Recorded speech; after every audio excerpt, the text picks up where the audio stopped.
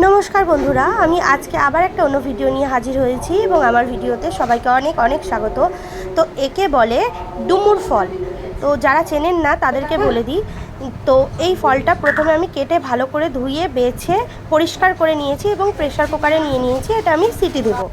আর এখানে কিছু মশলা নিয়ে নিয়েছি, যেমন গোটা জিরে, আদা, শুকনো লঙ্কা 3টে, একটা তেজপাতা। এগুলোকে আমি খুব ভালোভাবে ব্লেন্ড করে নেব।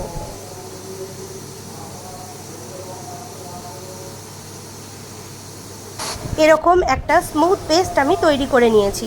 এবারে এইটাকে আমি সাইডে রেখে দেবো, দিয়ে আমি মেন রান্নায় চলে যাব।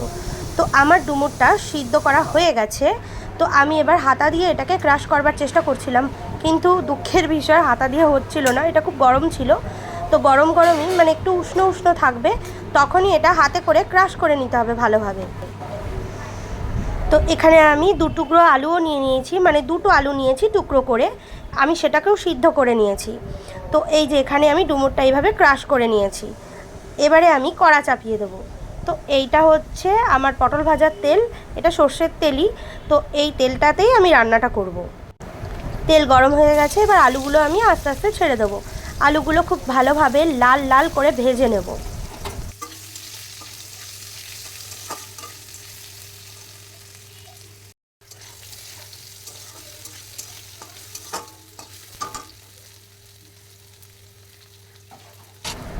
আলুটা লাল করে ভাজা হয়ে গেছে, এবার আমি ডুমুরটা অ্যাড করে দিলাম। তো এটাকেও আমি খুব ভালোভাবে লাল করে ভেজে নেব।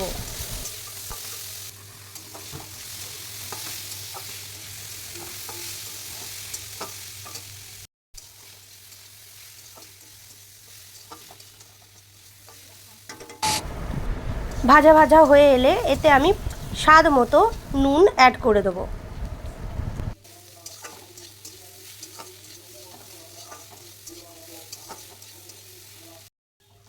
এবার যে পেস্ট বানিয়ে রেখেছিলাম সেই পেস্টটা আমি এতে দিয়ে দেবো এবং দিয়ে এটা ভালো করে মিশিয়ে নেব।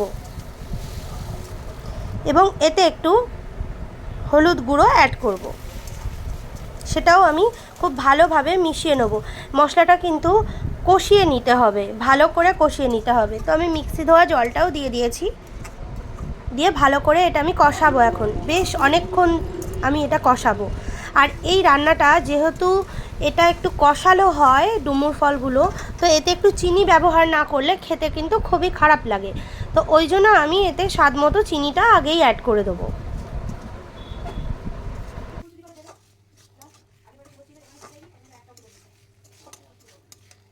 তো এটা ভালো করে কষে এসছে, এবার আমি জল ঢেলে দিয়েছি। তো এটা বেশি ঝোল করা যায় না, এটা খুব অল্প পরিমাপ ঝোল হয়। তো সেই জন্য আমি অল্প জলই দিয়েছি। আর এটা দেখুন একদম তেলটা উপরে ভেসে এসছে, তার মানে রান্নাটা হয়ে গেছে। তো আমি নামিয়ে নিয়েছি বাটিতে, দেখতেই পাচ্ছেন বন্ধুরা, আমি নামিয়ে নিয়েছি বাটিতে সুন্দর করে। এবার আমি এটাকে টেস্ট করাবো আমার বোনকে দিয়ে। আজকেও ও রয়েছে, সেই জন্য ওকে দিয়েই টেস্ট করাবো। তো ও এখানে টেস্ট করুক, যেহেতু ভাতটা তরকারিটা দুটোই খুব গরম।